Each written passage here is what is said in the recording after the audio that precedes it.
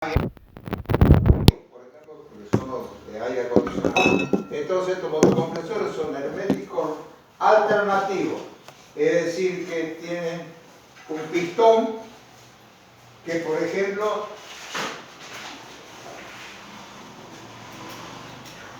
sería algo así el cilindro, y del cilindro saldrían, por ejemplo, podríamos decir que salen dos caños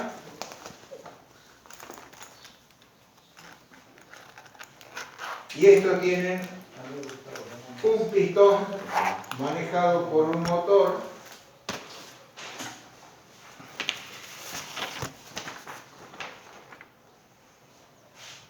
¿sí? Estos motores tienen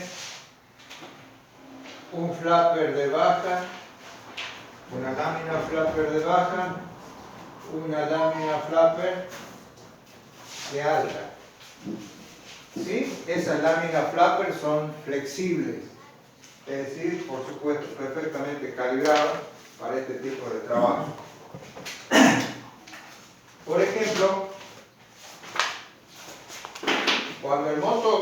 cuando este pistón va hacia abajo, ¿qué va a hacer en este espacio? Va a tratar de hacer aspiración. ¿Sí? En eso que aspira, ¿quiénes van a tender a meterse hacia adentro? Son las láminas flapper. ¿Sí? Es decir, entonces, si esto va hacia abajo, los flappers van a tender a meterse hacia adentro, hacia el interior. Por lo que este flapper tendería a abrirse en forma total y este flapper, se cerraría. ¿Sí? Chocaría en ese tope y se cierra. Por lo tanto, entonces, el refrigerante ingresaría a esta cámara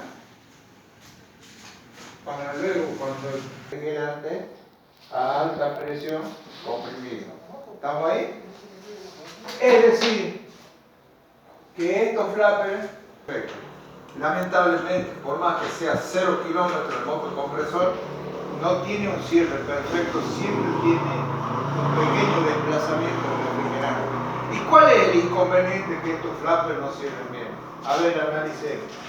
Por ejemplo, si este pistón va hacia abajo, la idea es de que la mayor cantidad de refrigerante ingrese por este caño, ¿verdad? Porque el flapper de baja es el que se abre. ¿Sí? Pero si este no cierra bien, ¿qué pasa con el refrigerante que se está yendo hacia el condensador? Va a retornar. ¿Sí? Va a retornar. ¿Y qué va a pasar con el funcionamiento de la heladera? Que se va a notar que no enfría bien.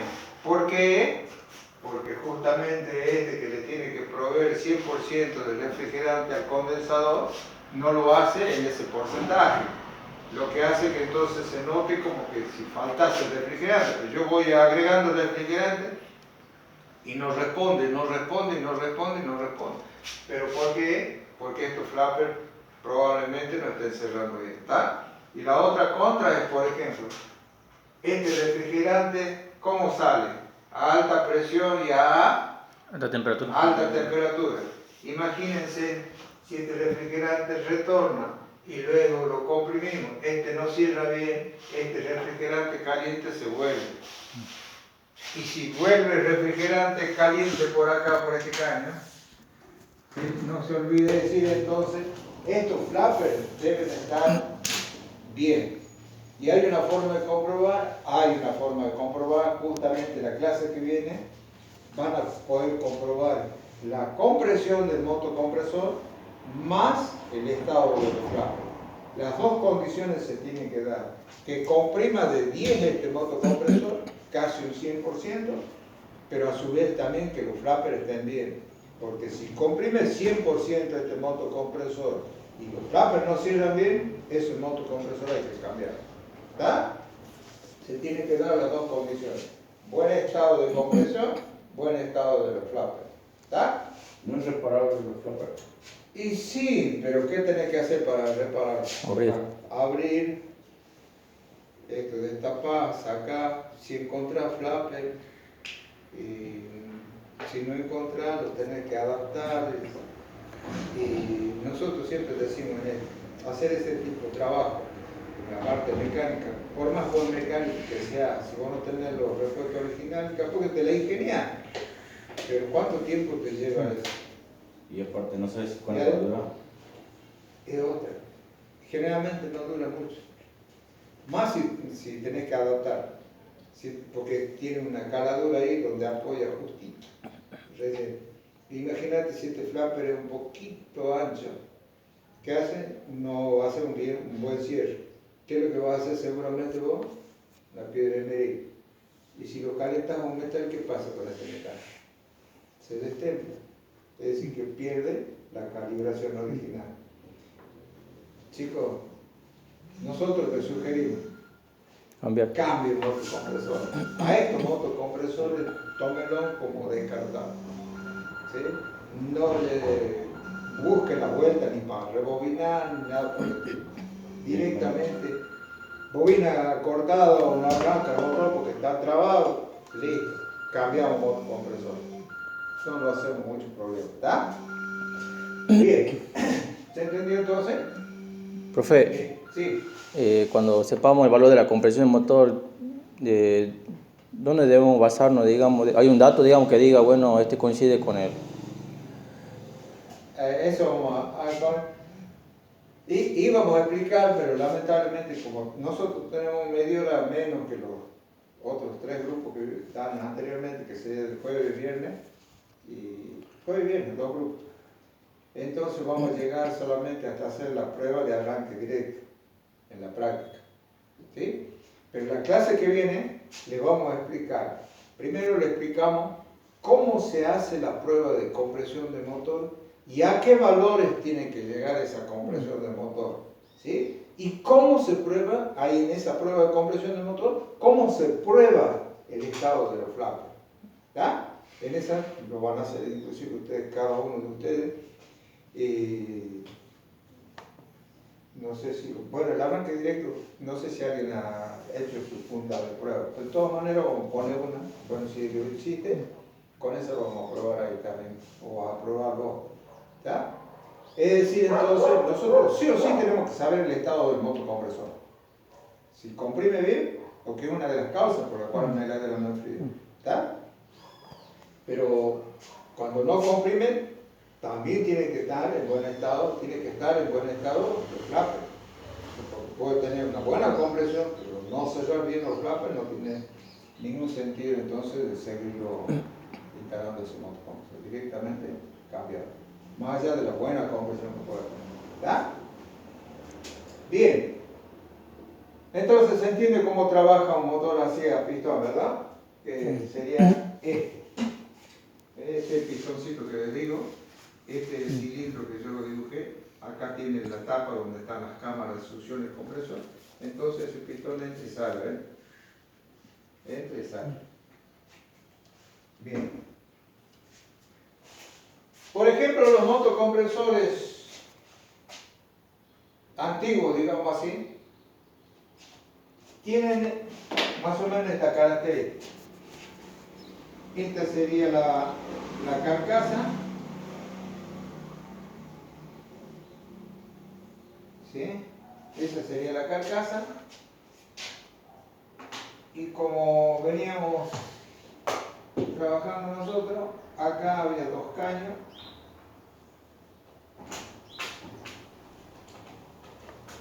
Y acá un caño más fino. ¿Sí? Entonces, estos interiormente tienen 2 cámaras.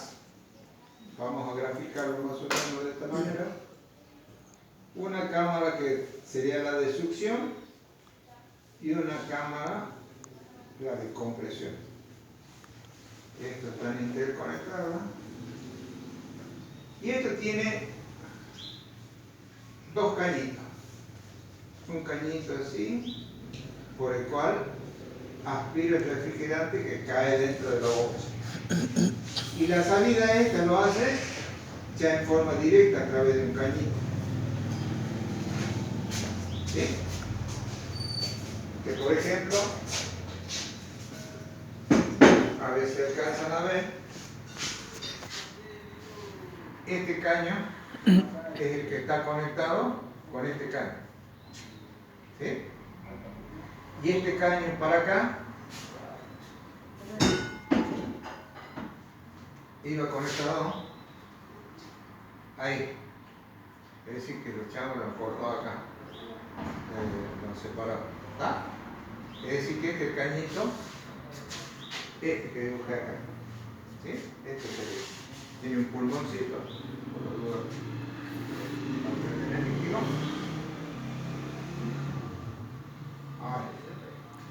Y estos otros dos caños prácticamente llegan hasta esa posición. Este tipo de motocompresor tiene un consumo, por ejemplo, de una determinada potencia, 1,8 amperes. ¿Sí? Con este tema del ahorro de energía eléctrica, que es a nivel mundial, entonces han hecho una presión sobre los fabricantes de motocompresores, o de todos los electrodomésticos en realidad, y han exigido de que bajen o fabriquen elementos de bajo consumo. Y a los que tienen, que vean la posibilidad de bajar el consumo. ¿Sí? Entonces, ¿qué han hecho estos muchachos? Por ejemplo, teniendo como guía este motocompresor, le han hecho una modificación termodinámica en el circuito frigorífico que han logrado bajar, por ejemplo, a 0,9 amperes. El mismo motor, ¿sí? Sino que en este caso le han hecho una modificación termodinámica y han logrado bajar a 0,9 amperes. Pero vino otro iluminado, dice, no, si esto se le puede bajar aún más el consumo a este. Entonces hace una modificación eléctrica en este caso y lo baja, por ejemplo, a 0,45 amperes. Imagínense, mire el cambio que tiene de ahorro de energía eléctrica. ¿Sí? Bien. ¿Qué es lo que han hecho estos muchachos? Han hecho un cañito acá y le han puesto. A ver, antes vamos a explicar algo. Este sería el caño de descarga, ¿verdad? Y nosotros sabemos que los dos caños, uno es de retorno y el otro es de proceso. ¿Está? Pero acá cualquiera de los dos podía ser de retorno y cualquiera de los dos podía ser proceso. No había ningún problema. Ningún problema.